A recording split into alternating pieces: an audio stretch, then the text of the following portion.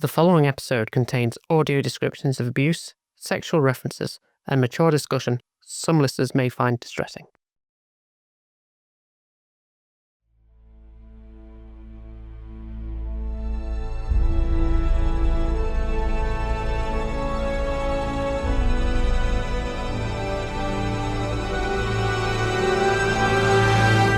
Welcome to Trek on the Side, the official podcast of UF Planets. I'm your host, 307. Joining me this month are two fantastic co-hosts. Apparently, I'm joined by Kerry Malone and no Radar. Thank you to the script. Hello. To be fair, I am Scottish as well, so it works in me. So actually, I'm joined by Solace, Mini Kerry, and Gham, who is Scottish. Wow. So there we go. Please feel free to give yourselves a brief description. Right, I'm going to go Solace. You're first. I am the aforementioned Mini Kerry. I believe my name is Solace, if those of you don't know it. I am the deputy head of the community administration here, part of the Federation Administrative Bureau. Good. Oh, is it my turn now? Yeah. Well, I am Gham, or the Gham, or whatever you want to call me. I'm Scottish. Hello, Scott. Nice to meet you too. Anyway, I'm fairly new. I joined in June, but I'm a newly appointed CL4, so STO staff and also holodeck staff. I also June. You sound like you've been here a year. no. I've been here since June. One point is that you can. Oh, don't get me started with that. Don't. I know somebody who lives in Glasgow, and holy shit, like whenever she goes full Glaswegian, I cannot understand anything she says. See, that's why I'm talking a wee bit more slowly and a wee bit more clearly. I get that when I go full Yorkshire. Oh yeah. Oh yes. Yeah. My brother's partner's from York, Halifax. So yeah, I get that. But no, I do game design in uni. It's a lot of fun. So yeah. Cool. That is our cast for the day. So, shall we skip? Right. Skip? We're not skipping anything. Okay, we're following the script. We get Yeah, Star Trek podcast that skips right over Star Trek news. Good idea, that. So thank you for joining us for this episode of Trek on the Side. It has been on the side with very little Trek. Hope to see you next year. We've pivoted the podcast to a brand new format. It's less than 10 minutes. Welcome to the VAR podcast. That's a penalty. That's a great fucking sound clip right there. That's what the soundboard. That's a penalty. Oh, Sorry, not me. Yeah. Sorry, you're going to be on the soundboard now. Eagles is going to clip that. Yep. They got an accolade on the forums then. Maybe we should get one added. Oh, good Fish down. Just gonna have that. Just whenever someone says something controversial, that's a penalty. Red card. Well, this month, of course, we had Star Trek Day this year, celebrating 59 years of the past and kicking off celebrations over the next year for the 60th. I hate the number 60th. Doesn't sound right. Disgusting number. A major milestone with the franchise in a very different place from the 50th. To start off the news, we have an announcement that the Lego Group and Star Trek have teamed up for a collaboration. So far, all we know is that a Picard minifigure will feature, and further news is to be announced. I totally see them starting with the next gen of the Lego stuff. So like the Galaxy, It makes sense, right? It's the most like one of the most possibly the iconic. transporter room, and then branching off. The bridge, I imagine, will be a big one. I just in my head. Do you remember like the old Fisher Price adverts that used to show off those things? Where, like Yes. it's the Lego advert, and it's like a kid playing with Picard on the transporter pad. Yes, I do. Who was it who had the Star Trek? It was Mega Bloks, wasn't it? It was Mega Bloks, I think, at the time had it. But then I never had Mega Bloks. I was a Connect. No. Do you remember that? Oh, next. No, I had Lego. I had Duplo. I had Meccano. Remember Playmobil? Playmobil. Oh, I had Playmobil as well. Yeah, I had this farm teacher set, a little blackboard and some rabbits. New from Fisher Price. But no, I think they're gonna do the same way they done with the Transformers. Like start with the most iconic, I mean, it makes sense, right? which Because is like, next gen. if you ask anybody, if you ask somebody who's recently gone Star Trek, what's the most iconic one? They'll probably say TNG, right? Yeah, but I think it will be a big one. I think if the Galaxy is the first one, I think it'll be about £400. So I think it'll be like a 4,000 piece set, give or take a couple hundred pieces, because it won't be as big as like. I sure. Hmm? I knew it. So there were some more Spider-Man news just announced that they've cast Tombstone. Don't know much about Spider-Man. Back. Hello, back. I'm through, son. Hello. Do you want to record again, Jess? Oh, you have been now. Okay. You just say you paused and not paused, and you don't tell us. See, that's a sign of a good producer. They always record, even when they say they don't. So here's the thing that I think ever since Eagles has kind of been busy, production has gone way downhill, right? Whoa! I never threw that sort of shade. Well, I tell you what we can talk about, which is very interesting and not Trek related at all, is the fact that I bought this amazing footrest for under my desk. It has a heated function and it vibrates. I'm not Okay. interested. Yeah, Wait, see, it's what? interesting. My vibrating heated footrests. I know someone who could use that. Actually, no. Anyway, so Great, my feet feel like clouds. but no, going back on the topic of Lego, what sets would be really cool to see? I think a DS9 set would be really cool, but it'd be very expensive. I mean, I doubt they're going to do anything that big because, just the stations matter. They might do, the Defiant, maybe. Well, you say that, but they've just released 1,000-piece Death Star. That's fair. It wouldn't be difficult to make a DS9. No, sorry, a 10,000-piece, which costs $1,000. Yeah, but I feel like Star Wars people are more likely to buy a Death Star set than they are A DS9 set for Star Trek side. I think Defiant are going for the normal TOS Enterprise would be the next shout to go. Because it would be really cool if they done a Prometheus set and it could actually detach, like you could detach the 3 sections. But going back to that one big set you were talking about, what I imagine is that they'd launch that with a few little sets as well, simultaneously. Yeah, so like you have the big Galaxy and then you could have small kind of like dioramas, like the bridge or something. They might do the Captain's Yacht because we know the Galaxy had one. It was just never seen on screen, right? Although it's a weird shape. It's just a weird oval. It's like I can imagine the shuttle being an early one as well. Yeah, actually, it's so interesting that it's took them this long to get Lego, like Star Trek Lego stuff. yeah, but I mean, Lego is like if you want to engage Lego to work with your brand, like they hold all of the cards because it's how big Lego is. So like you have to be Yeah. like, hey, we'll give you like 30% royalties of anything of any sales or whatever. But what I will say is, it's a weird time for them to do it now and not back when the reboot stuff was coming out. 'Cause I feel like this now, Star Trek's in a bit of a, not a lull, but like Strange New Worlds and Lower Decks is only thinking of keeping it afloat.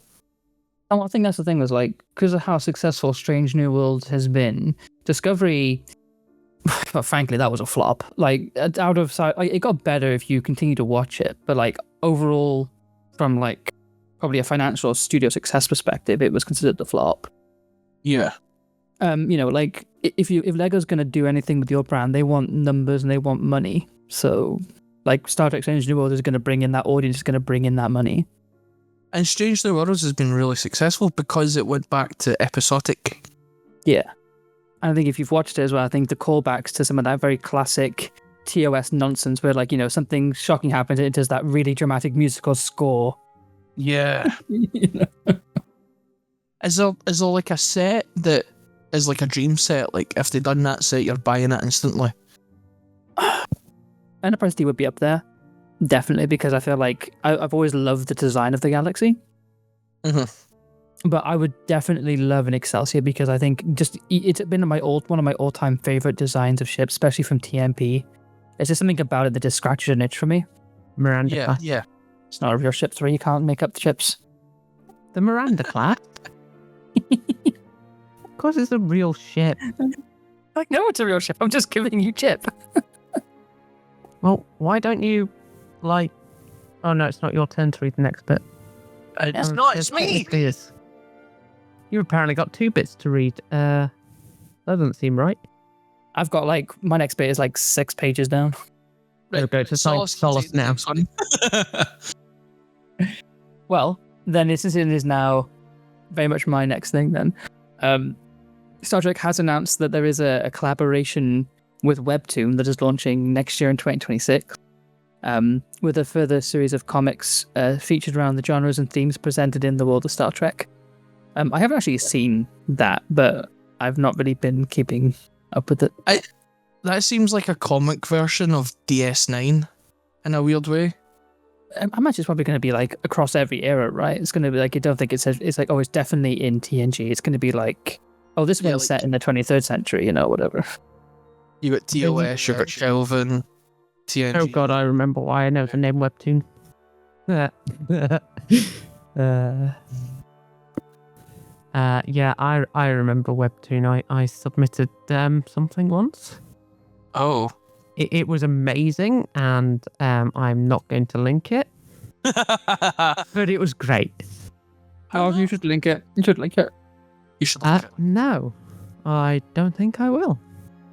In fact, it's probably been deleted by now, to be fair. Would you like to use a lifeline? Ask the audience, maybe? Yes. Put a poll in. Should free link it? I won't be linking it. Nobody needs to see it. Yeah. And quite literally, nobody needs to see it. It was just complete chaotic trolling. Oh. I know that's hard to believe from me, but there you go. I mean, now you're making an opportunity for us to want to see it more. You're not helping your case. Oh no, I'm not helping my case, but also, I don't care. At the same time, if you want to try finding it, you go and try find it. Oh, is that a challenge you're setting, Jess? Is that a challenge for the producers? Yeah. So if the producers find it, just put a screenshot of like the front page in the video. Yeah, absolutely. Screenshot on the podcast. Well, there'll be a video, won't there? Yeah, Eagles hates doing things like that. I mean, I don't think anyone's going to, stare at the video of a podcast. Good point. I mean, like, I'm sure there's a subset of like listeners and viewers that will do that, but. Right. Next point. Yeah, next point to you. So there's been 2 new shows also launched in Star Trek Day. The first episode of the audio drama, Star Trek Khan, was released, with further episodes releasing every Monday, with the finale happening on the 3rd of November. And Star Trek Scouts, a new show in collaboration with Nickelodeon, aimed at preschool-aged children. It will be a 22-episode-long season, with each episode around 3 to 4 minutes in length. Which I think is a really good idea to get younger people into the franchise. Definitely, especially with like people's attention spans get shorter and shorter, right? All the time. Like short Yeah, form sorry, content what? is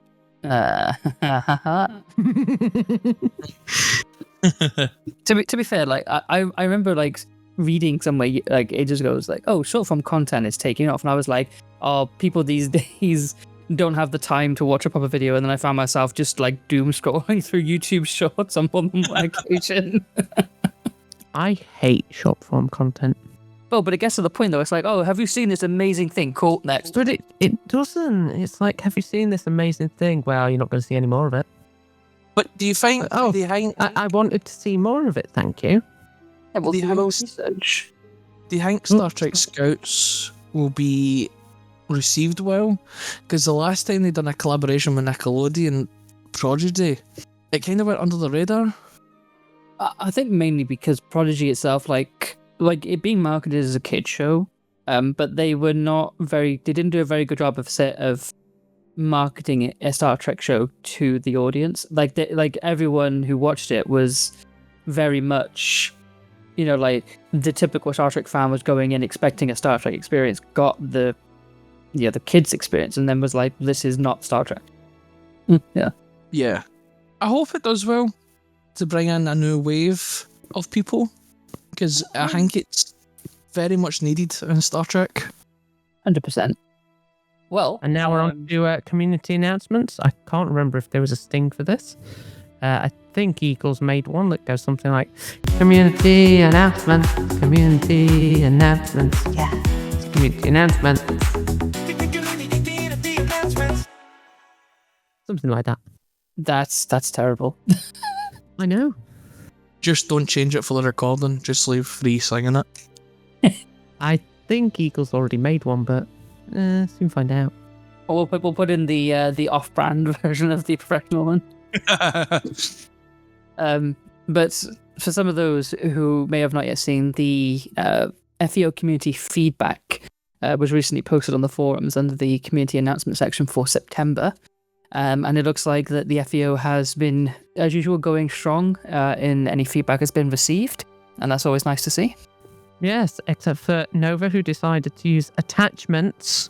Yeah, that's... you shouted at me enough about doing that. I hate when people use attachments and not links. I remember, I wrote a guide for 3, and I used attachments, and then, she was like, okay, I said, you can post it via the stuff at command bar, and she's like, great. And then she just types in all caps a minute later. It's like, you use attachments! Yeah, and I think I told you to fix it. Yep, because you were so annoyed at me. I bet you can't find which feedback I left. I mean, probably the meow, meow, meow, right? No, that was Archer. Just hunting for the feedback. I'm just trolling the thread for looking for the 3. Would Come you on, tell Solace, us what you should that have is? found it. Oh yeah, I'll tell you. No, I think what gets me at Solace is Nova's use of that horrific AI image that he's got. Yeah, It's a really big hairpiece. If you can't find my feedback, Solace, then I'm very disappointed. I'm not even reading it right now. Give me a sec. Let's just have a momentary pause while Solace tries to find the anonymous feedback that I have left. I'm using this time to practice as a political commentator when somebody important lands in the country. And there's now a carriage pulling up at the building. No, that is not the right car. There are police officers getting out right now. And you can see the Prime Minister with his lovely wife is now getting out of the police car in handcuffs. Excuse me, you're supposed to be looking for the feedback that I left? Well, okay, the feedback. So I've got 2 choices, and I'm going to be probably both wrong. One of them is definitely Jess is awesome. And the other one is definitely got to be the FEO hits every note like a well-conducted orchestra, because you wanted to use a has-been gif. Both are wrong. Incorrect. And I'm disappointed. Well, you should be. Dom, do you have an idea? Not a clue. All right, does our producer have an idea? No, it's not about Archer's P. It's quite obvious that it's a quote from Has-Been Hotel. It's been a surprising thrill to witness these wayward souls find a connection. Almost makes one sentimental. Oh, it's not even a good quote. You find a quote that fits for FEO. Give me like a week. And specifically a quote from Alistair. I'll find one. If Solace and Tom's podcast recording.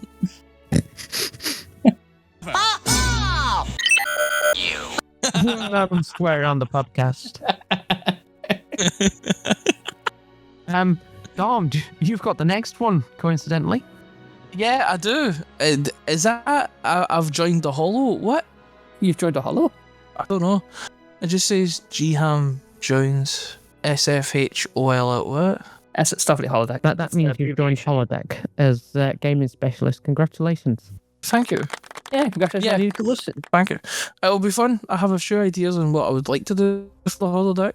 One of which I've already put into motion of doing Jackbox, which should be quite fun. Checkbox.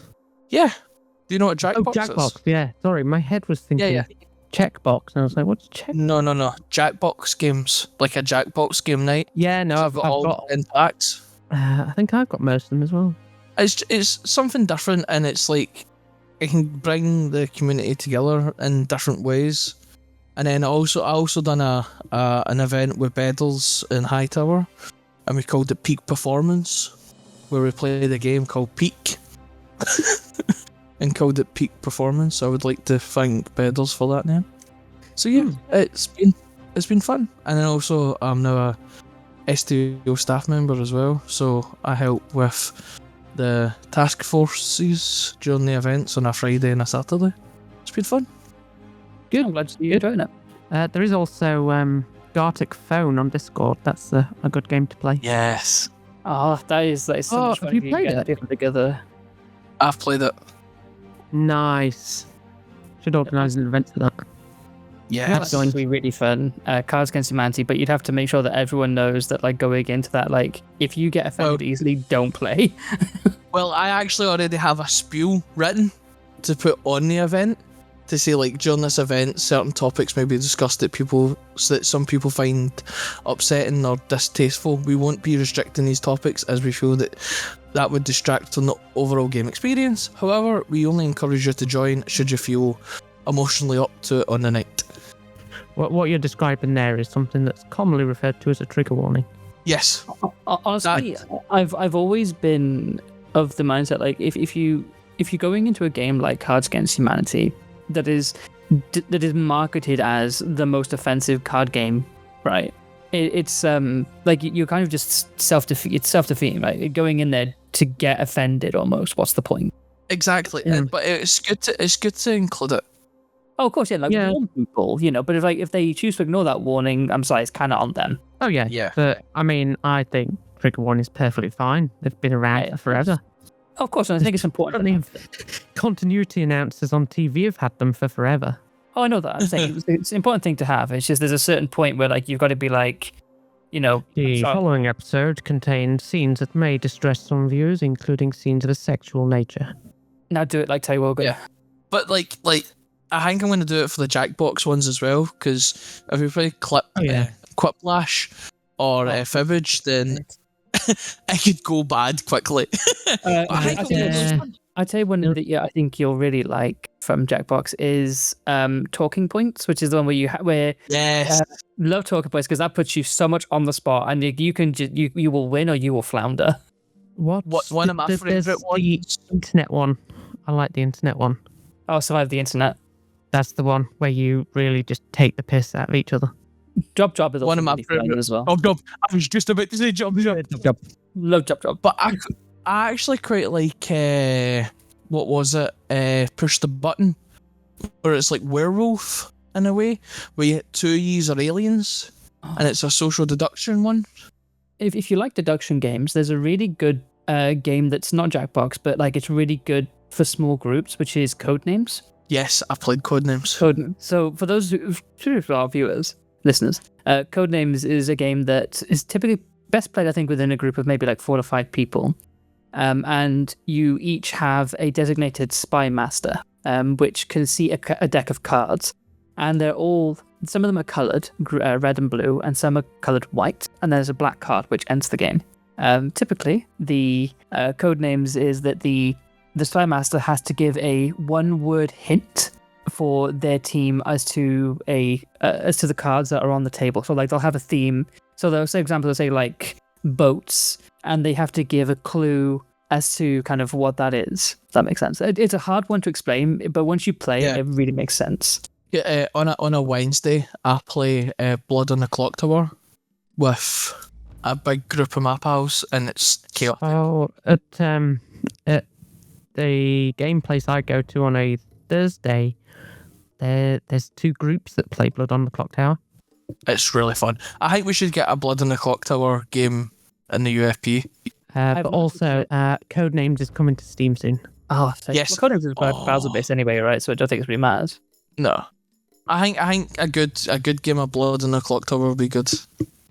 There's, Oh, I don't know if you played the later edition. I think Jackbox 9. They added a game that's very similar to Talking Points, but it's like you have to buy a piece of garbage and then sell it. For like you have to like negotiate with the AI to get a good price, and then you have to sell it to the audience. Is that? there's one of them where you're selling art.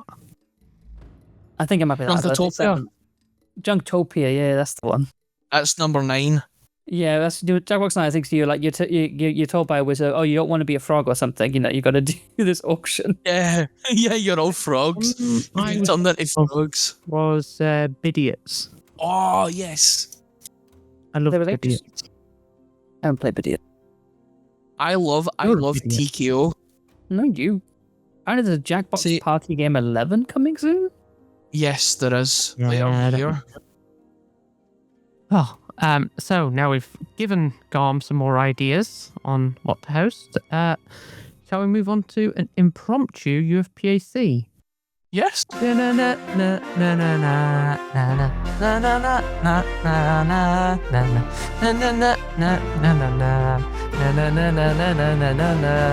Hello, I'm 3 of 7 and welcome to this impromptu UFPAC, where we have reached the commendations. The show's not over till it's over. I still have the sting.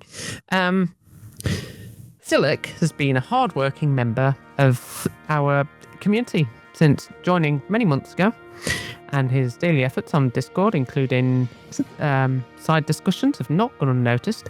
His commitment, along with his supportive reminders for our members, adds a personal touch that shows he goes the extra mile.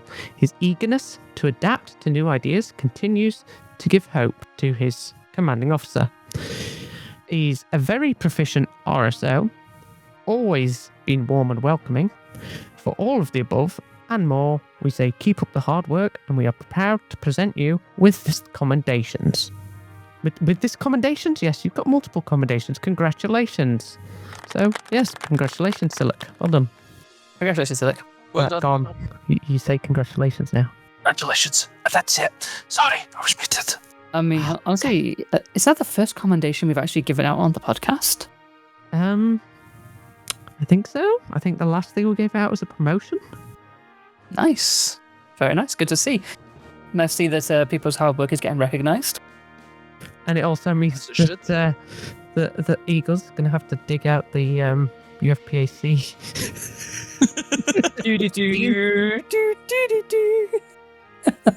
I think what we should do is, for the podcast version, we should just have you humming the tune just because it's so Yes. funny to do it off brand. Oh, don't give Eagles ideas. Yeah, do it.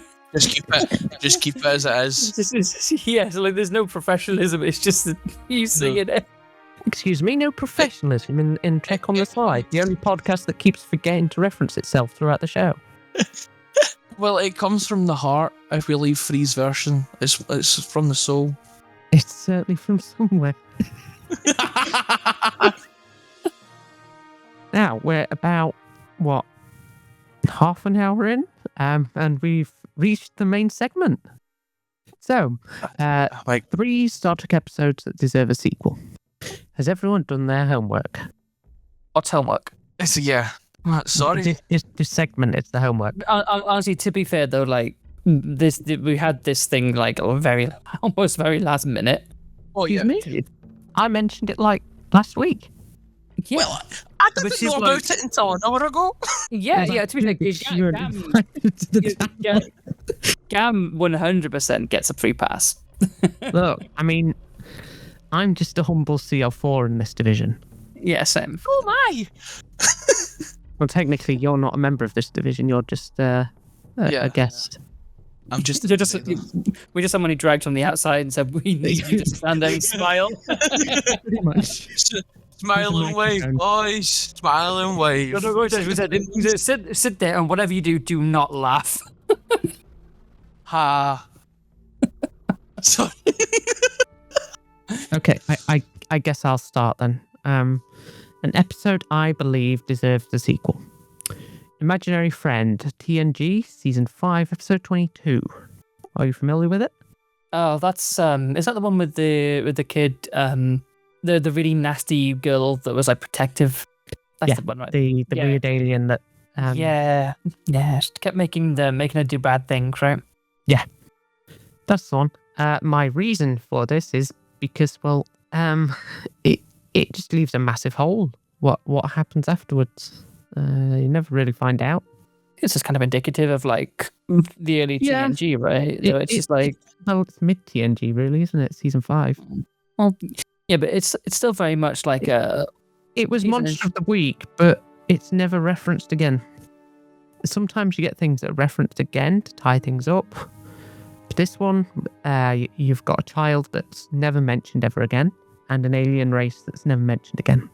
It very much it does kind of feel like they were like we need an episode for this week, and then they kind of pulled that out of the hats at the last minute, right? I mean, it wasn't a bad episode. Pretty good episode. I just think it's a bit untidy.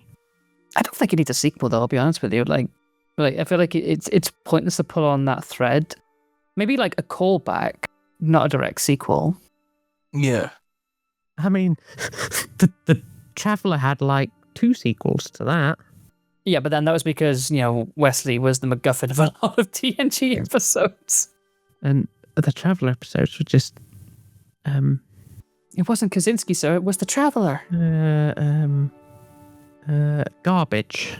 Trash. Useless. Oh, she's looking at a synonyms list. No, those are just pulled from my head. I'm sure I could go get some synonyms. Do you want to do it where you list all 3 episodes, or do you want to do one episode, Solace, an episode, then One each, and then we just keep going till we've all done 3. Solace, shut up. Okay. Well, I know one. Hold on. Who's the primary host of this podcast? Try. I Wait, you should be sorry. Solace, go on. don't want to now.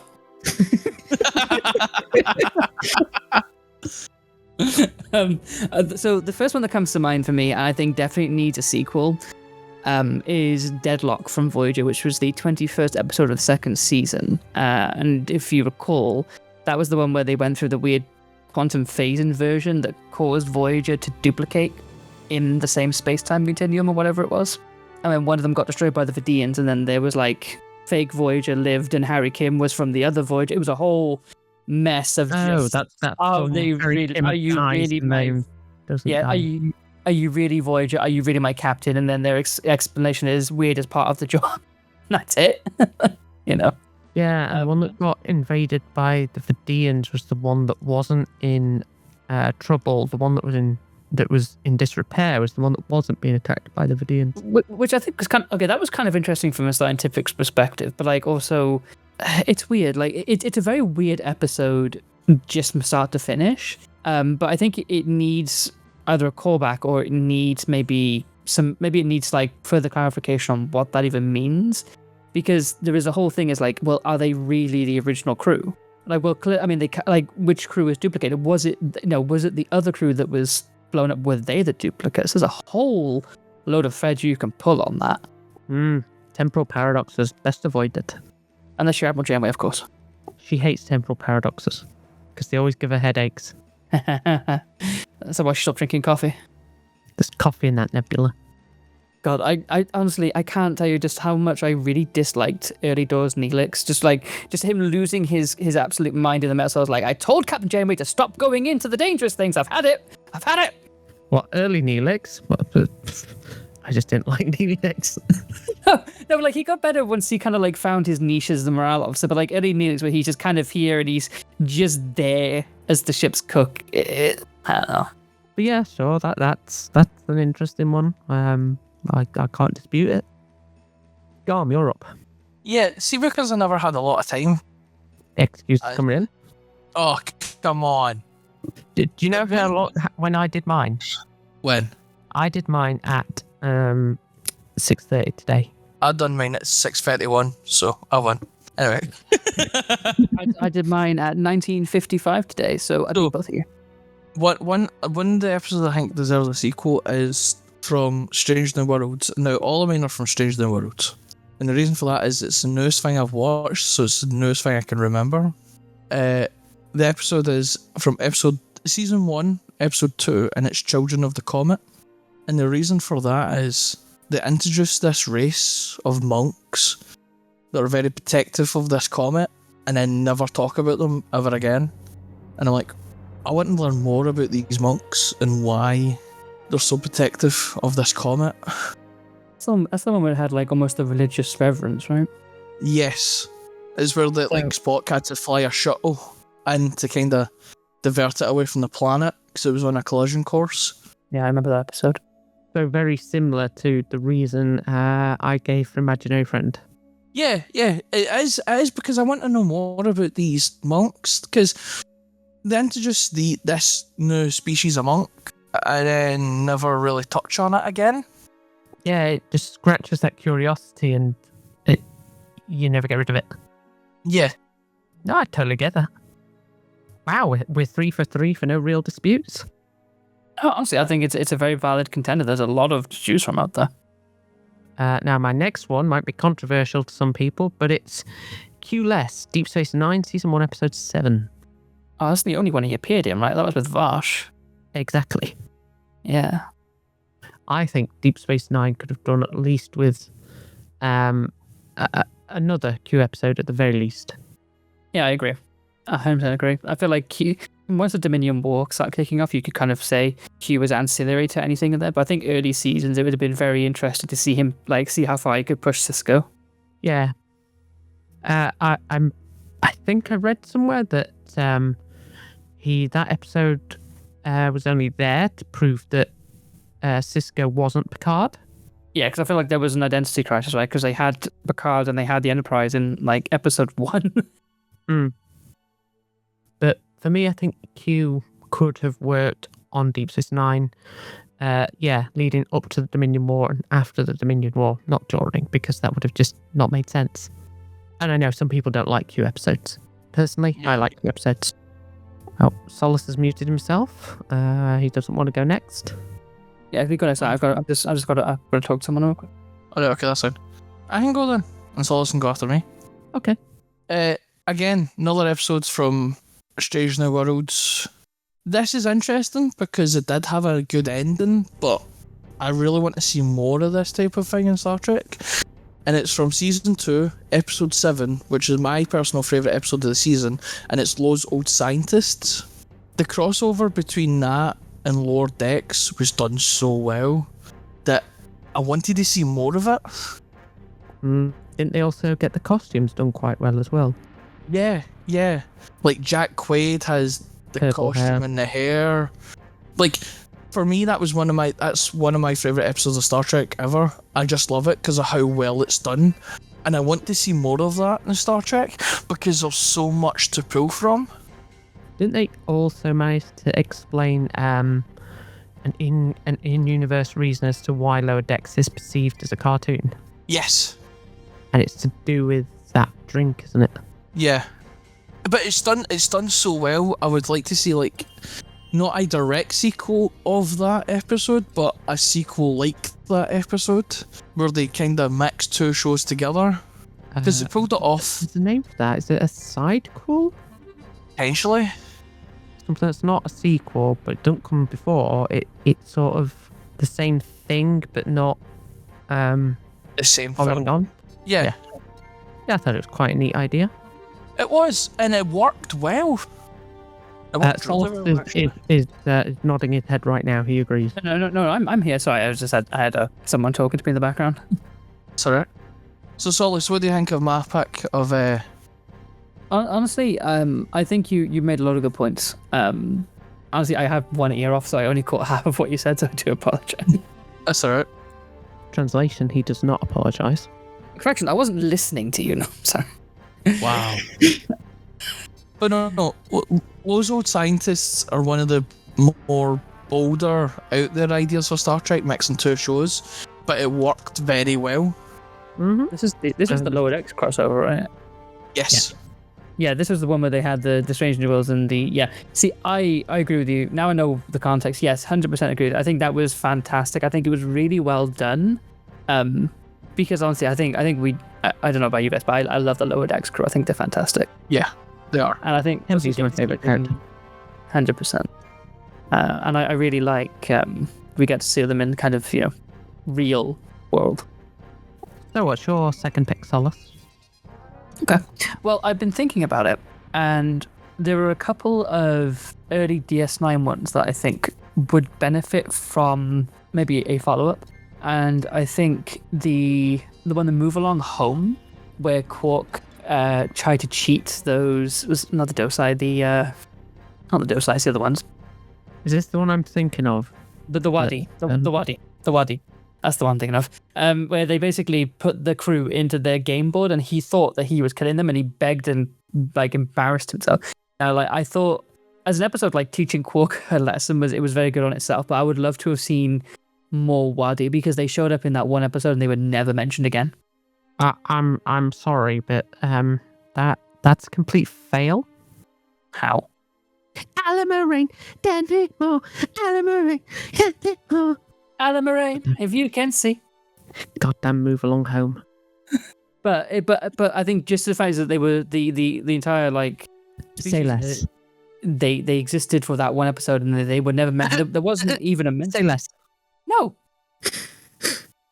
Move Along Home 3. That was a 5. terrible pick. No, actually, it was a very good pick because the species were not shown again. It's like, what? Hello? Good. And for that episode alone, they should never be shown again. Okay. I think we found our first disagreement. Well, of course, you've picked one of the worst episodes in Deep Space Nine. That's like picking the Warp 10 episode from Voyager and saying this needs a sequel. No, it doesn't. No, never. No, you see, now you've just committed a crime. That didn't even need an episode to begin with. It didn't need an episode. I wonder what Tom Paris and Janeway's salamander babies are up to. Okay, tell you what. All right. How about this for an alternate pick? Meridian, the one with the Dax falling in love with the planet that falls out of phase. I'm not letting you backtrack. You've made your bed, so you can lie in it. Well, I'm getting out of the bed and I'm making a new bed and I'm going with Meridian, so... No, you can save that for your third pick. But right now, my third pick is The Raven, Voyager, Season 4, Episode 6. That's the one that explores 7 of 9's past on the civilian vessel SS Raven. It's quite a neatly packed episode in itself, but I feel like there's a bit more to uncover about the Raven itself. Okay, I feel like you have also made a faux pas. I get where you're going from, but they did kind of explore a little bit of her history in the two-part Borg episode, Dark Frontier. They had a lot of scenes of showing off the Raven. But I think the Raven itself could have actually done with a two-parter, not just a single. But for me, I think the Raven itself could have been a two-parter and explore her family a bit more, the dynamic, etc., etc. Could be interesting if they made a nod to it at some point in the later series, like, oh, the Raven has disappeared from sensors, and then all you need to do is just have that nod to it. But at least it's not Alamarine. Right, Gham? What did you think of my third pick? Me? Disagree with it. Yeah, have you not seen Voyager? I haven't seen much of Voyager, and when I saw Voyager, I was about 10. Well, I mean... That was the last time I touched Voyager, so my opinion is invalid in this discussion. Okay, well, to be fair, so is Solace's opinion, but... No, it's not. I'm very correct, and you're just mad. Say mad. I'm not mad. You're just wrong. All right, Gham, your third pick. My last pick is also from Strange New Worlds, and it's from the newest season. So this might get explored further, and it's season 3, episode 5, Through the Lens of Time. It's when they go to these old drones, and it's like a big, never-ending library, and they all get split up. I want to know more about the people who built it, or even the expeditions that went to it before the Enterprise crew did, because you see these bodies lying around the main pillars with these like kind of eye masks on. Has everyone seen season 3 here? Yeah, I've seen season 3. Actually, I've watched all the seasons. Do you remember through the lens of time when the Doctor was holding the orb and he blinded himself and he kind of got possessed? That was with the Vezra. Yeah. Yeah, I think that. Yeah, that was interesting. Have you watched everything start to finish, the entire season? Oh, season 3? Yeah. No. Okay. I really can't tell you anything about it because it's spoilers, but I do get where you're coming from. It's interesting, but there is more on that to come. Oh, so there is already a sequel effectively coming. Yes, and you had to go at me for choosing a worse one. I mean, I think Gham's is still better than Alan Moraine, then 3 more. Yeah, Alan Moraine, and then 3 more. I'm going to find a sound clip of that, and I'm going to put on a sound. Yeah, because I was reading some reviews on it, and they said that this could be like the big bad for season 4, the way it's heading, because the Gorns kind of slowly getting civilled out. Cool. Solace, your final pick. Okay, so this one is a bit of a weird one, but I think it's something that I think Star Trek generally kind of likes to address, these social kind of moments of progress and sort of acceptance. And I think Author from the 7th season of Voyager was an interesting one. Do holograms have the right to control their work? And I think that obviously that is part of a larger question, is like, do holograms have rights? And I think that itself is a callback to Measure of the Man is data property, right? And I think another episode either within that sort of vein of discussion, maybe even just following or even directly referencing the Doctor's struggle with the publisher to get his horror novel sort of pulled. I think that would have been a very interesting. Does Lower Decks not touch on it? They might do, but Lower Decks might have referenced it, but I don't. But I'm talking like a full episode that discusses those issues. It talks about, do holograms have rights? Did the struggle for holograms to get rights, that sort of thing? Did they succeed? How much progress was made in that sort of in that fight? Because that's the same thing as, are holograms people? It's all these kind of questions. I think Star Trek, as a niche, kind of does really well. Like, it answers these questions quite well. Yeah. I did quite like that episode. I did as well. I think it was funny just to see everyone getting really annoyed at him over his novel. But it definitely plays on a lot of... Here's a fun fact. It's one of the few Voyager episodes in which the occupation of Bajor is mentioned. Really? I mean, there's a lot of things that weirded me out of Voyager, like, especially after they kind of contacted Earth and Pathfinder, and then they kind of, like, there was, like, I kind of expected a wardrobe update for the last couple of episodes, to be honest. They were sent along, but because of Voyager's situation, the wardrobe wasn't changed because it would require power to materialize and dematerialize the old uniforms. Yeah, Voyager had no issue doing that at any other point in the series. Well, technically they did, because if you remember, they had replicator rationing. Well, yeah, I know that, but like, Voyager took such liberties with its own resource limitations. What's one more? Well, yeah, but like, replicating a whole bunch of uniforms for a crew when you don't need to is a waste of resources. But also, assuming you're recycling the old uniforms, you're basically at net zero. So yeah, you're never net zero because of is it entropy? Either way, you lose something. You can't regain everything. Okay, that's fair, but thermodynamics and stuff in it. Yeah. Or do you have? I think. So do you actually like this last pick? So you actually weren't. Yeah, that last pick's a good pick. Alan Murray, then 3 more. That was probably the worst pick. And it was the best pick, and when you see the comments, everyone agreeing with me, you're gonna feel so silly. And then it's all the comments is like, Solace is meh. Yeah, everyone's gonna be like, Solace, you dropped this L. To be fair, I'm gonna be the one that's gonna be, you dropped the biggest L, because I picked the same show, and I picked one from each season.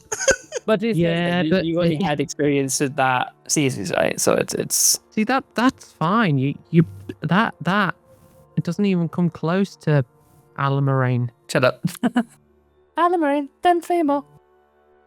Now I think we're moving on to General Division News, which also had a sting that Eagles made, from what I remember, that went something like, "It's the General Division News of the Trek On Side podcast."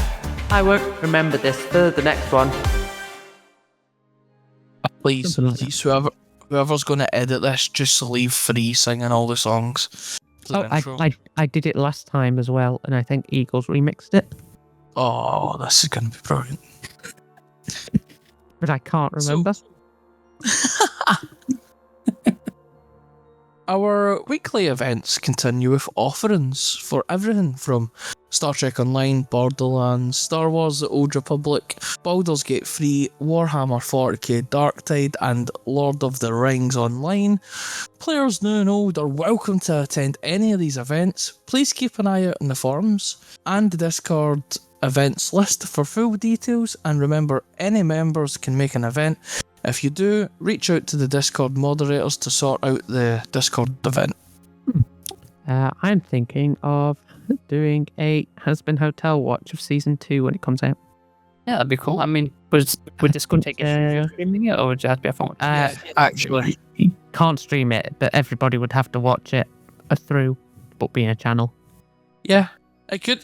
There was the way the has-been channel or kind of text channel has been going. It looks like you'll get quite a few people. It's going to be like, I think Amazon are releasing it 2 episodes at a time. Oh, what day is Honestly, it? 2 episodes a week. Oh, see, if they do that, that's gonna be something better. One thing that irritates me is when you get drip-fed content for a season. It's like, Yeah, but they're not going to release it all at once, are they? well, no, of course not. But I mean, like, it's annoying when like they when you know it's drip-fed content. It's like, oh, I'm gonna watch this week's episode of Star Trek, and then you got to wait a week for the next episode of Star Trek. I've been Yeah. watching Gen V because Gen V's just started back up, and they released the first 3 episodes, and then it's episode a week, which I don't get. I think it has been, though, because it's like 8 episodes. It's only going to be like 4 weeks.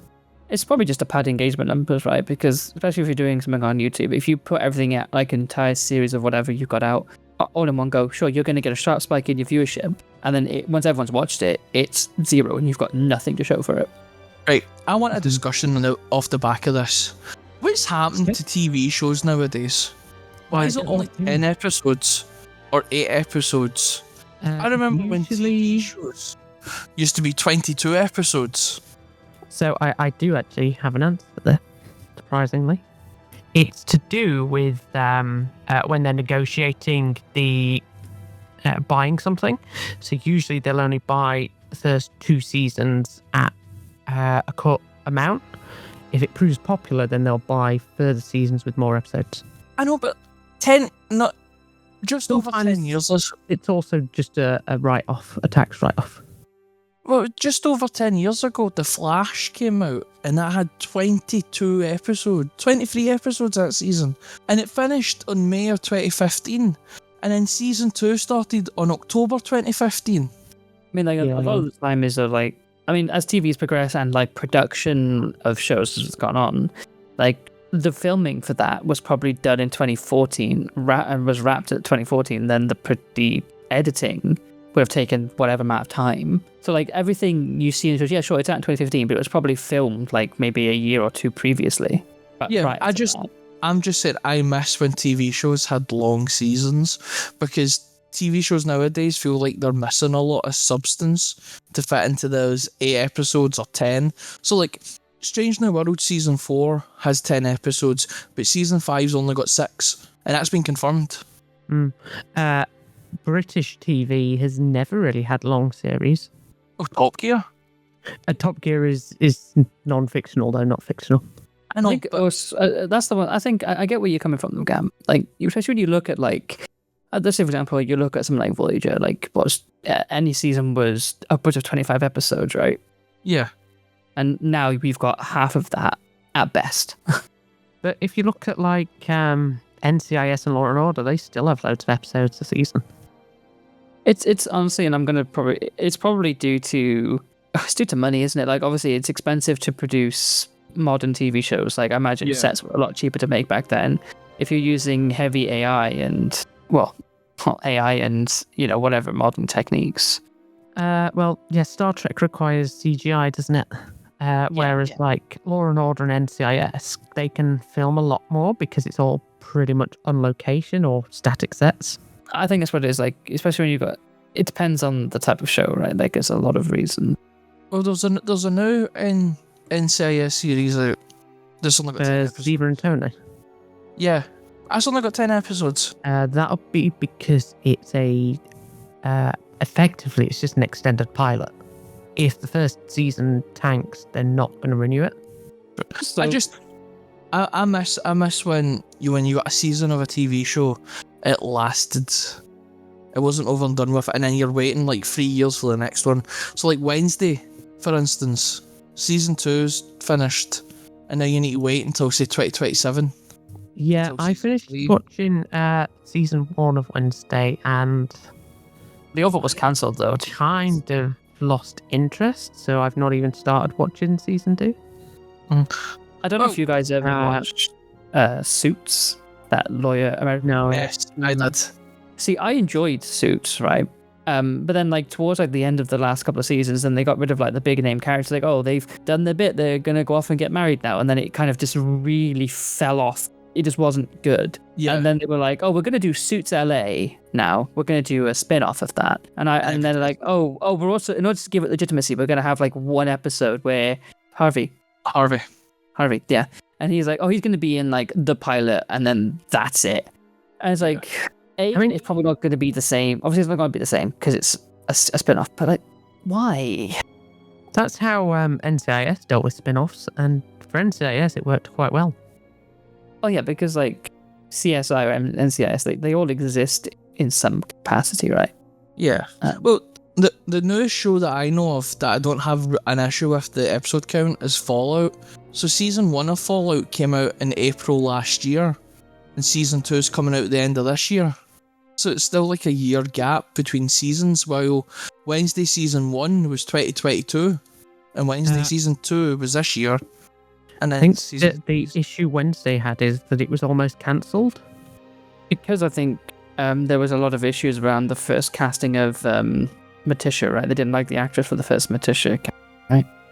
I don't know. I think they just didn't think it was going to take off, so they just thought, one season and done. I mean, honestly, it's a very good series. I did enjoy Wednesday. No, I think there was issues with the guy that played Xavier. That might have been what it was. Yeah, I know there was some drama about that, right? Yeah, but still, like that could be a question to the audience listening. Is, do you think TV seasons are too short?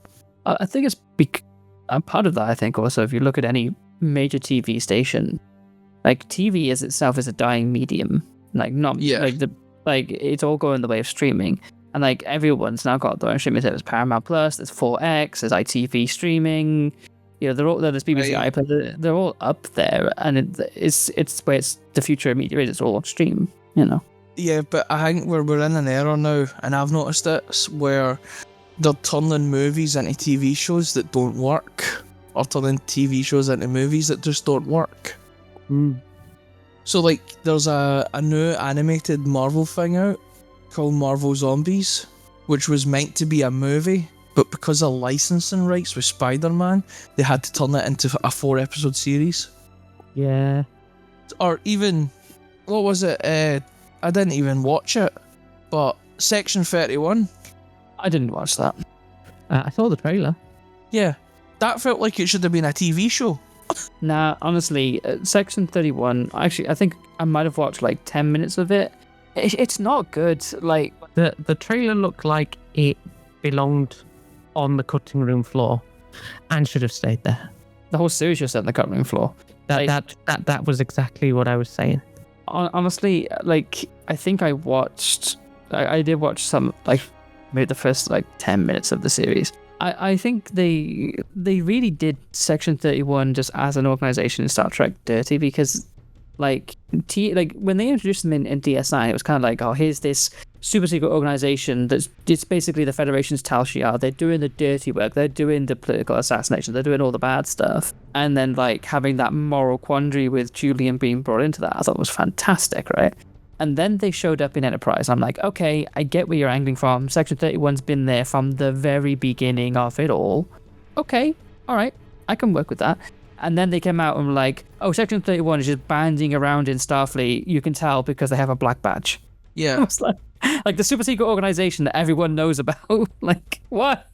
Even on Discovery, they were a bit like that as well. But that's what the point is. It's Discovery came along and then just flipped the script when it didn't need to. It didn't, like, they could have just gone, you know, maybe had an episode of Section 31 coming in to do something off the books and be like, oh, cool, some Section 31 skullduggery.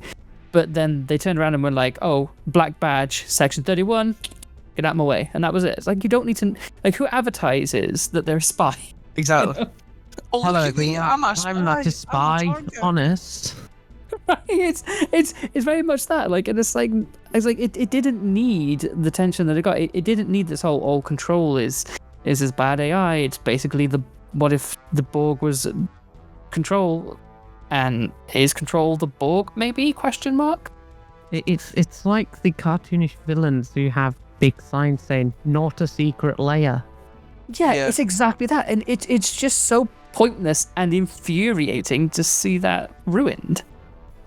Now, calm down, Solace. Do you want to read the next bit? Yeah.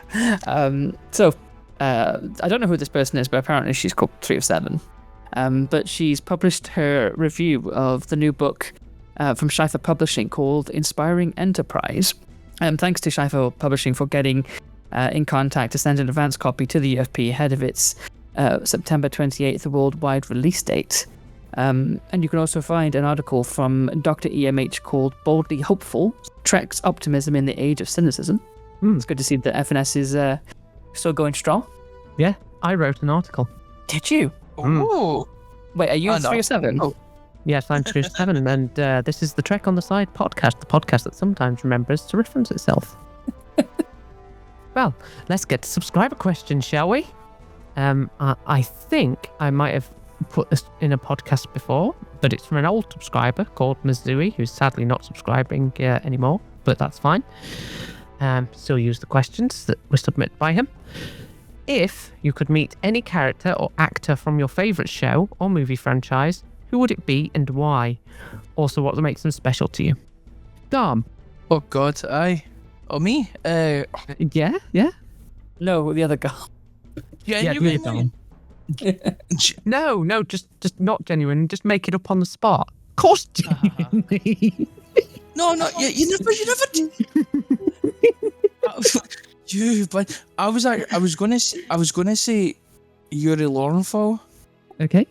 For the reason being, when I was growing up, he was the voice of Ben 10 for Alien Force, Ultimate Alien, and Omnitrix. And then as I got older, he was the voice of Spider-Man for the Insomniac Spider-Man games and Marvel Rivals. So he's basically been in my life in its entirety. So he's special to you because he's a generational voice? Yeah, he's a generational. He has voiced some of my favourite characters ever. Yuri Lorenthal. Like I said, I grew up with Ben 10. Ben 10 was my go-to because I loved aliens. And I loved that whole thing because like my uncle got me into Star Trek. The first Star Trek thing I watched was TNG, and that was because of my uncle. And then, but stuff I found on my own was Ben 10. And he voiced Ben Tennyson from when I'll actually, do you know what? Wait up. I'll actually tell you when from. Because I was young. I think I was in primary. For our American listeners, primary school is the school just after kindergarten. Elementary. Dear Watson. The secondary school is high school. Yes. Honestly, I'm trying to equate which American college is high school. It's like, So, from when I was 7 up until now, Yuri Lorenthal has been like a big part of my life because that's when Alien Force came out. Was 2007, and it's still going strong. But a close second would be Mark Hamill, because again, I grew up in the Batman the Animated Series because my uncle, and I just want to pick his brains about stories working with Kevin Conroy and what it was like for playing Joker that long. And the Arkham series was a big part of my life as well. The Arkham series and the Spider-Man games were the two kind of things that got me into my course. I didn't know what I was doing back in 2018, and then I played the first Spider-Man game, and I just fell in love with it.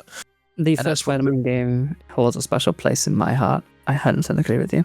Yeah, the Spider-Man 2018. It was just. Oh, I thought you meant the original no. PlayStation 1 game. No, Say sorry. those.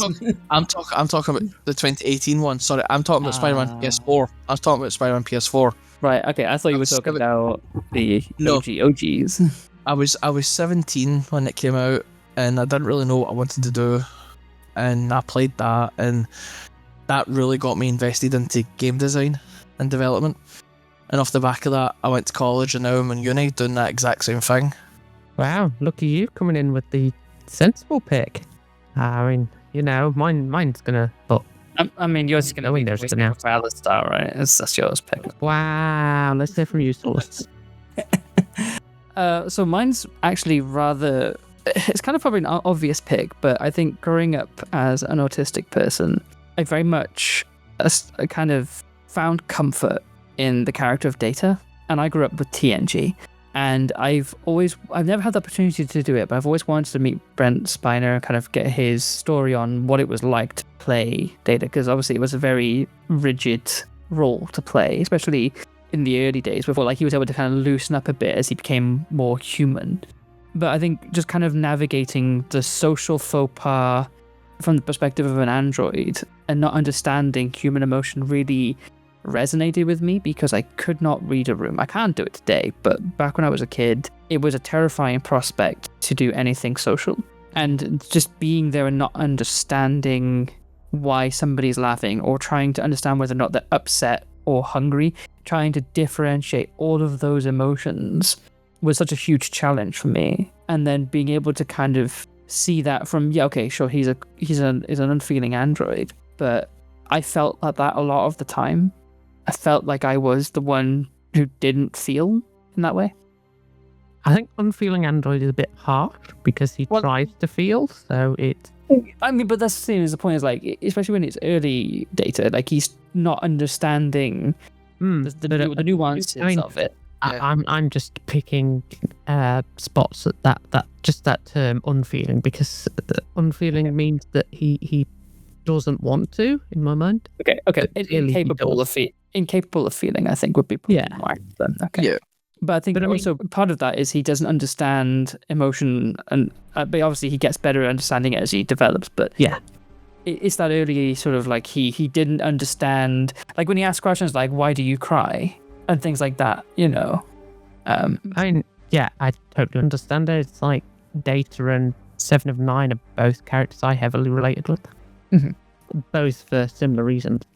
I think I grew up with Voyager when I was in my early teens, because I watched Voyager.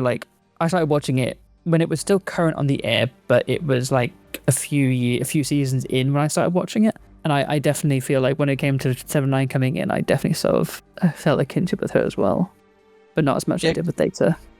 Because it's one of those where you're finally seeing you on the screen in a way, so you can relate to him a lot more. It's definitely that. Yeah, I mean, the way you interpret this question is entirely up to you. It's what makes them special to you and why you'd want to meet with them. Yeah, but that's the thing. I don't think it wasn't so much Brent Spiner. I think it was more I was fascinated with the concept of Data. I wanted to meet Data. I didn't want to meet Brent Spiner. It's a weird dichotomy of a question for me. Yeah, I mean, it does say character or actor, so that's fair. So Data, I think I would want, if I could meet Data if he was a real person, that would be my pick. Before I answer, I want to say that having already met Blake Roman, the voice actor for Angel Dust, I ended up liking Angel Dust's character more. So that was quite interesting. As for character or actor, well, it's going to be Alistair in it. I mean, we feel like that, right? Yeah, and Amir Tali, who I will be meeting in October anyway. What's your reason for that? What do you find interesting about Alistair as a character? I don't know. There's just something about his confidence and charisma there's also that subtle dark history that we don't yet know. There's clearly something going on behind his mask. The idea of always putting on a smile is a very big one for depression and other mental illnesses, which certainly resonates quite strongly. I just to sort of taper off with a point I think is very valid to make. I grew up in a household where, particularly, it wasn't both my parents, it was just one of my parents. Very much was men are men, men must be men cannot be seen to feel. That was my dad's whole take on things, and that really set back my development and understanding. I already struggled with it, but to understand that, as a man, it is okay to be sad. Yeah. That's something that's really coming out more culturally now as well, which is a good thing. You've got Menkind and other charities, Andy's Man Group, both of those in the UK. I don't know the American ones or ones in other countries, I'm afraid, but I have seen those two come up a lot. There was an experience that really kind of outlined for me just how easily society disregards men's mental and emotional health. And that was when I did some work with a charity for battered husbands. And that was something I just did, I didn't even, it wasn't even directly for them, it was something that I kind of came into and was doing work for the charity without really kind of doing it through a third party, but it was for that charity. And when I kind of looked into that a lot more, that the work that they did, and sort of reading the testimonials and hearing some of the stories of people who have gone through such awful abuse at the hands of a partner or someone in their family, and then often that perpetrator is, I know we're getting into dangerous territory. It was most of the time it's a woman, an abusive wife or spouse or whatever, and that how much of these men are being told by society that you must smile, just get over it. Well, yeah, because there's the idea that if a man is being abused by a woman, he's somehow weak. Yeah. And which isn't true. Women can be just as bad as men at abuse. It just tends not to be physical abuse. It tends to be more mental abuse. It's very much a lot of those things are as a society, we're doing a lot better to acknowledge these things now, but there is still a large part of it that is still very much that these things don't happen to men, and it's very much untrue. Yeah. And just wind it back to my pick of Alistair and Amir Tali. Amir Tali does a lot of charity work for things like abortion, which is a big thing in America at the moment. And he makes he makes a very big effort to support a charity that helps women who are in desperate circumstances. It's when you look at what's going on in America, just as a general, even as with you try to look at it with a dispassionate point of view, everything is just taken 10 steps backwards. And if you look at the most recent development, Tylenol causes autism, it's such nonsense, but people are out there spouting it like it's freaking gospel. Yeah, it's so incorrect. We'll just dial a bit back on the politics and things, except for that one, because that is complete nonsense and should be called out. Yeah. And there is no evidence to support Tylenol causing autism. Yeah, it's absolutely nonsense. But the thing is that it's people using the platform of power to just spoke to. Yeah, I mean, there are people who believe that the world's flat, so, But the world is of course it is. Of course it is. Yeah, I think I had another character in my head, but I've completely forgotten now. Sorry, I completely derailed your pick. I'm very sorry. You did completely derail my pick. But anyway, yeah. Alistair has been quite inspirational in sort of making me reevaluate my mental health. So that's been very useful to me personally. And Amir Tali for his work, and he's quite funny on Blue Sky. And he responds to me on Blue Sky sometimes. Oh, yeah, that's nice. Like when I said, "Oh, can I bring my OC for you to sign?" He's like, "Oh, yeah, but I'm going to complain about it the whole time." I remember you put something like that. Yeah, link to that at some point. I do appreciate that sense of humor. That's funny. Yeah. Right. Well, we've had a very serious question there, and well, maybe it wasn't designed to be serious, but it's turned into a very serious answer. Yeah. You know, maybe we can use that sort of short topic of discussion to kind of gauge whether or not there is an appetite for such discussions on some of these more like, you know, real life topics like mental health and What do certain characters mean to you? yeah. Like how do like you know, has anything that you've watched kind of helped you with that, like you got with your story with Alice? And if people are interested in listening to those stories, that could be interesting. I mean, my answer there was originally going to be more silly, but you know, after Gham coming in saying, "Oh, generational inspiration," it's like, well, now you're just going to make me look silly. I'm going to have to come up with something. Sorry. Well, Gham setting the tone. Well, I think our next question is definitely going to be a lot more lighthearted. I think, Gham, you should definitely ask this one. Yeah. Is a Jaffa cake a cake or a biscuit? Cake. It's a cake. It says it in the name. It says it in the name. Right. No, but why is it in the biscuit bit? Even ignoring the fact that it's in the name, because that is a total, like, you know, logical fallacy, because you could say the only sort of unicorn that exists is a trunicorn because true is in the name. Oh, shush. But aside from that, so if we don't say it's in the name, because that would be silly, because North Korea is the Democratic Republic of North Korea. Democratic's in the name, but it's not democratic. So skip over the name bit, okay? That's a terrible argument, Solace. Okay. And So, the reason is a cake is because its base is soft, that was going to be my next right? point. It's got a sponge base, and it goes hard. Don't take that out of context, please. That's an insult, right? Now you said it. It's going out of context. It's going to be out of context. It goes hard. Tell us more.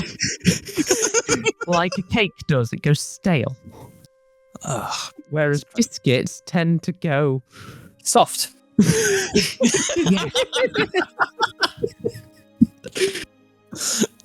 Oh.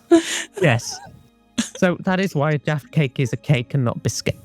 So you said, check on the side does support people with issues of soft. Yes, if you do have erectile dysfunction, that's nothing to be ashamed of. There are plenty of medications out there that can help you. Speak with your doctor. Well, if you have that issue, contact free. They can get you into some good people. It's not a subject I know much about. Oh, I can imagine someone's good DM3, be like, hey, I've got a real problem. Can you help me? I Who's your do not contact? have experience in that department, I'm afraid. It's not message free anyway. Please don't message me. Get in touch with your doctor. I'm not a doctor. I think, honestly, Three, I think you pretty much hit the nail on the head with it's a Jaffa cake because of its sponge base. That my understanding of what a biscuit is it's always been like a crunchy thing, you know, like a digestive wordball, but it's always been like a more solid, and it's not like you associate sponges with cakes. As for whites in the biscuit aisle, well, so are mini Battenbergs. Paid product placement. Paid product placement. I mean, Is it because it's because it's a McVitie and it needs to be beside the digestives? Honestly, no. There is actually a real reason for that. because of it, of what it is, really, because they put mini Battenbergs there as well, and they're not biscuits. It's actually there is actually a whole like science to this, and it is paid product placement because like if you look at a shelf, like if you're looking at a shelf in a supermarket, right, where does your eye line fall? Middle of the shelf usually, right? You're not looking up, you're not looking at the bottom. So like all these companies will be bodying and paying for like the premium eye slot, which is the middle of the shelf. And so like why would McVitie's as a brand have like McVitie's ginger cakes and whatever else, and then ginger biscuits, and then they'd have like why would they have their McVitie's Jaffa cakes off somewhere else? Why not put it with the rest of the McVitie's in the middle of the aisle? That's Also, it doesn't look right putting them in with the cakes. Same as putting in the mini Battenbergs with the cakes or the fondant fancies. mini Battenbergs are so good. So, you know, that's why. And yeah. But if it was a cake, it would have been taxed, because cakes get taxed, but Jaffa cakes don't, because it's a Really? biscuit. Yeah. Is it? Do they actually classify it as a biscuit then? I think it's a weird hybrid. I think. Because there was a legal case about No, it. it's the reverse. It's cakes aren't taxed. Okay, so it feels say if it was classifying as a biscuit, that just feels like legal trickery on the end Sorry. of Betty's, right? Sorry, I read that wrong. Cakes Yeah. are exempt from the tax, but biscuits are That- not. That's why there was that case about Jaffa cakes being defined as cakes or biscuits. See, it would feel weird though if like you want to say I want to go buy a box of Jaffa biscuits. And I think now they have actually released a large version that is a cake, not just a little. It's like the little chocolate log, isn't it? It's kind of thing, right? I don't know. I think it's round. Don't ask me. I didn't read the article. I think I just saw it. Do you want to read the next question, Mini Kerry? This from Totally Kerry Malone. Well, so Carrie Malone would like to pose the following question: is a string also a rope? Wow, thank you, Kerry Malone. That isn't actually me that wrote this question, like I didn't write Solace's question in the last podcast. I mean, honestly, any opportunity I get to call Carrie out, I'm gonna take it. I would say a string is not rope, but rope is string. No, because a rope is much thicker than a string. That's very incorrect. I will agree with that. Because a rope you can actually do stuff with. You can tie stuff to it. You can jump with it. So if you try to tie something with a bit of string, it's snapping. Well, I mean, shoestrings. That's an American term for shoelaces. I mean, depends what you're tying with string. Well, Tying up a present yeah, with string. that's a conversation for a different day, Free. Come on. If you're tying up a present with string, then you're living in the 1960s and need to get out of that. No, but No, I I'm not. know what you mean. Like kind of old-fashioned presents when you wrap it and then you put the string round it with the Yeah, I name get it. tag. It's the present you get from your grandma. when you're Yeah. But it's the thought that goes into it. That's a bit of string. Now, imagine trying to do that with a bit of rope. I mean, you could do it with a bit of rope. just a massive thick bit of rope around your tiny little present. Yeah, the rope's bigger than the Excuse me, present. Solace? Whoa. I mean, that is something for another day, and Wait, what did I say? I missed that. What was it? you know very well what you said. No, I didn't. You Like to were wrap rope with your filthy. present. Listen, why choose to do with my rope and my things is none of your business. Oh. If you want to get a rope expert, message Solace.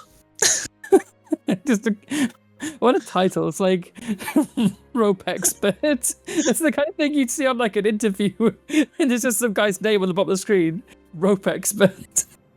The episode's going to be titled Check on the Side, Episode 4 dash Solace the Rope Master? Question mark. No. I think we should just rename this podcast to Innuendo on the Side. Yes. Oh, come on. Oh, sorry. Okay, But so no. Jess wants to know if mayonnaise is an instrument.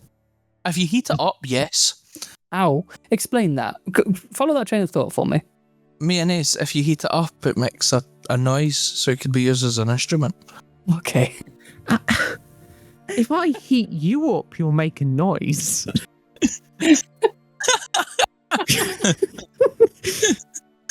Why is my ass on fire? Although I suppose a voice is an instrument, whereas mayonnaise isn't. Yeah, it makes a... Actually, no, I'm not going to finish that sentence. Nah, you can't leave it in suspense now. There are many Stays in or I mean- equals edits it out. So finish your sentence. I plead the fifth. Not allowed to, not American. Yeah, we don't have the Fifth Amendment here. It sounds interesting. Anyway, Not so soon. What was the joke you were going to make on Innuendo on the Side? well, the time's passed. It's certainly not past. I've got at least 4 more hours. Jesus, is this podcast going to go on for 4 more hours? Well, it'll go on till you repeat what it was that you were going to say. Well, if you put something hot into mayonnaise, it sounds like your ass after a hot curry. What the hell? Like, I'm sorry. I feel like you're talking from experience here, right? Like, you've done this. Maybe I'm not confirming nor denying. So I think what we've done is I think Gham is a deviant. Oh yeah. I wouldn't go that far. But let's just say I had a Vindaloo at the wrong time. Yeah, the time had not passed, clearly. It didn't. It was so. Anyway. Would you like me to read the next one? Carry on. I think I broke free. You okay down there? Broken it. You've just broken it. The thing is everything I just said there could be used as a soundbite as well. It's a horrific story that you've just told us. Okay. My first time in a podcast has gone well. Do you want me to read the next one? Yes, please. What is your favourite letter? That is from Solace. My favourite letter. Yeah, what is your favourite letter? One sensory minor. Oh, for God's sake. What did you do? This is going to be like a whole 30 minutes of free giggling cut from this podcast. Oh yeah. Or there's just... Sorry, I just had to make the obvious joke there. Whew, I'm fine. Are you sure now? Yes. Do you need to go and get a drink and sit for 5 minutes? So, what is everyone's favourite letter? I quite like the letter O because you can make funny faces when you say it, and you can also say things like "ooh." For God's sake. It's also a very rude letter.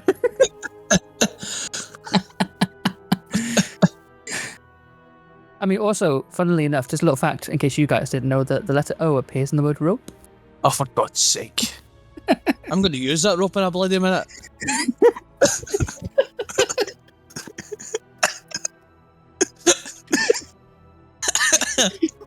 It also appears in the word mayonnaise. Oh, Jesus. I need to behave. This is terrible. No, this will get you reinvited. You're Got it. winning. You are winning. Yeah. The letter O also appears in the name Solace. That's why it's my favourite. Why do you think it's my favourite? I'm my favourite person. Narcissist over here. So what's your favourite letter, Gham? A. The letter A. Because you're like, so it sounds like you're agreeing with someone when you're really not listening to them. You're like, I don't have a clue what this guy's talking about, but I'll just nod my head and agree. It's very much follow with the crazy. Really? That's No. You're calling out everybody who's just not listening to the person who doesn't shut up. Yeah. Is that right? Oh, I couldn't believe it. Can we move on, please?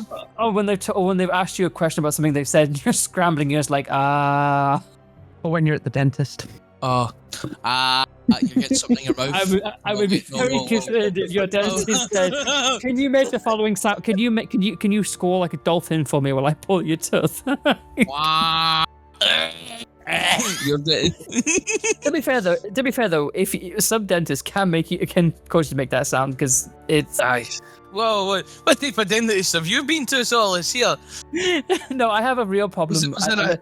No, so this actually is a fair story.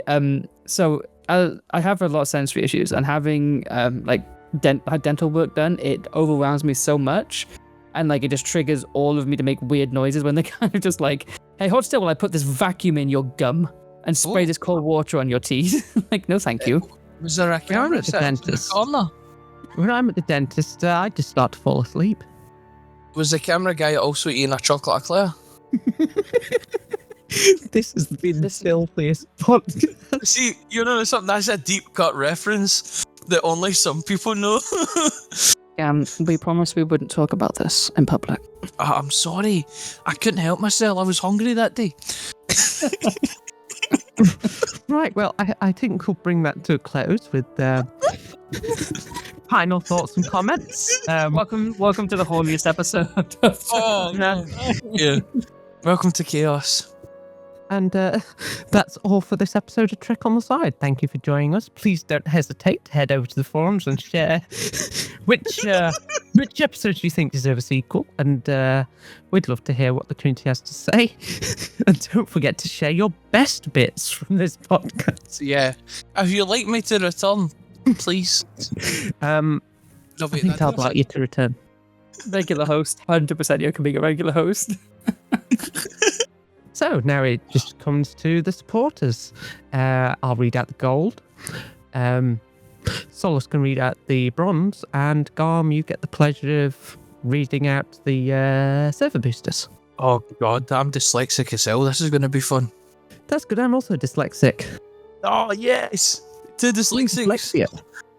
Two dyslexics hosting a podcast. That isn't right, but it works.